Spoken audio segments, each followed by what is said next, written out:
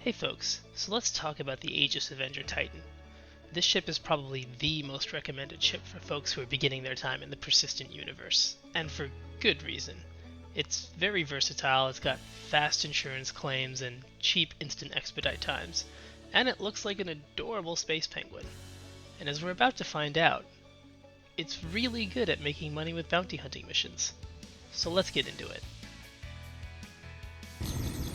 We're starting off against a VHRT Vanguard Warden. It's the easiest VHRT target you're going to go against, and so it won't be much of a challenge for us.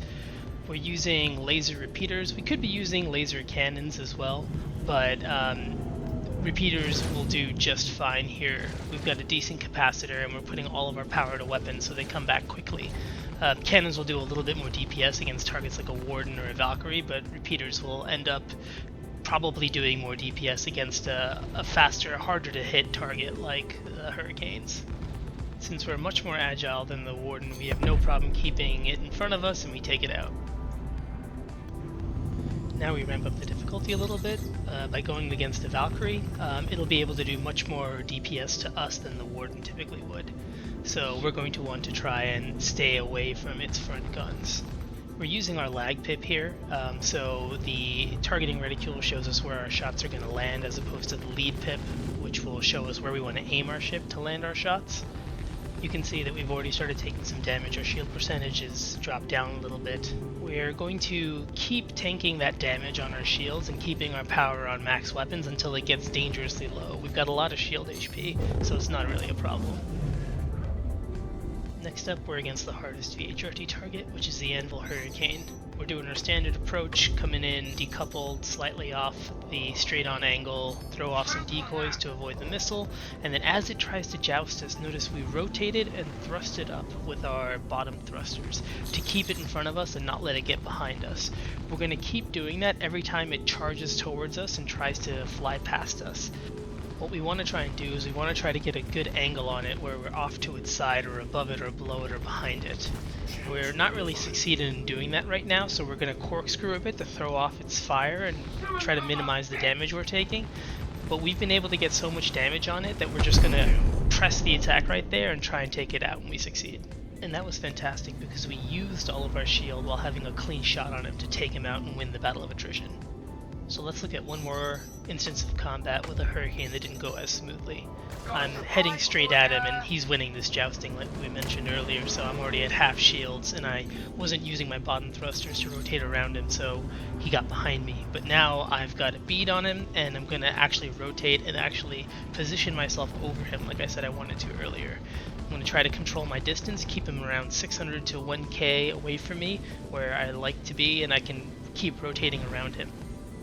Here, even though we're sort of in front of him, we're noticing that we're not really taking much fire at all. So we're actually just going to make minor adjustments to make sure we're not directly in front of him and take advantage of the fact that we have a pretty clean line of sight on him and use our shields. Not try to be overly aggressive in our maneuvers and make it difficult on ourselves while our shields are still sort of holding. We're at 40% and we're getting hull damage on him, so we like this position. Now we're starting to take a little bit more damage and we've gone down to 4, but now we know we've been hitting him for quite some time, so we're just going to press our position and try and kill him. We've got a clean shot in his hull here, so we're able to take him out.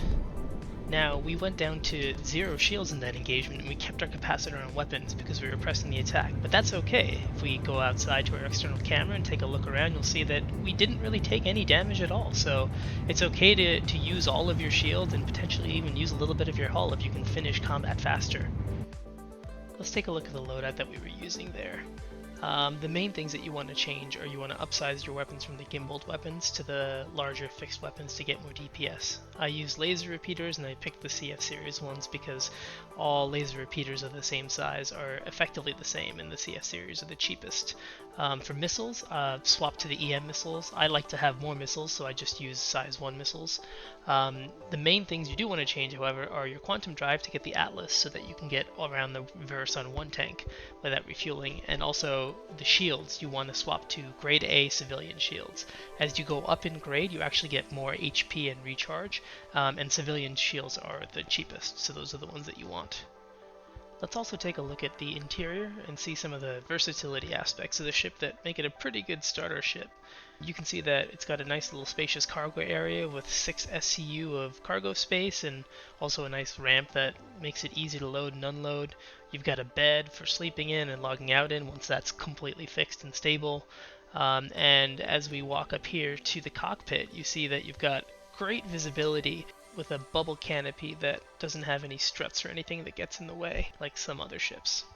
All these things make it pretty viable as a starter ship for whatever you might want to do, like exploring or box missions or light cargo hauling or, as we've seen, even combat. And this ship is also really convenient. It's one of the few ships that has 2 ways of getting in and out of the ship at this size range. You can get directly into the cockpit from this ladder that we're currently getting out of, and we've already seen the entrance and the exit at the back. There's literally only one other ship in the game that has this kind of versatility.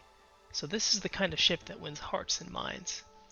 Its closest competitor is probably the Origin 325A, which has a same loadout and a few more missiles. But honestly, I would recommend the Avenger series and the Titan especially any day.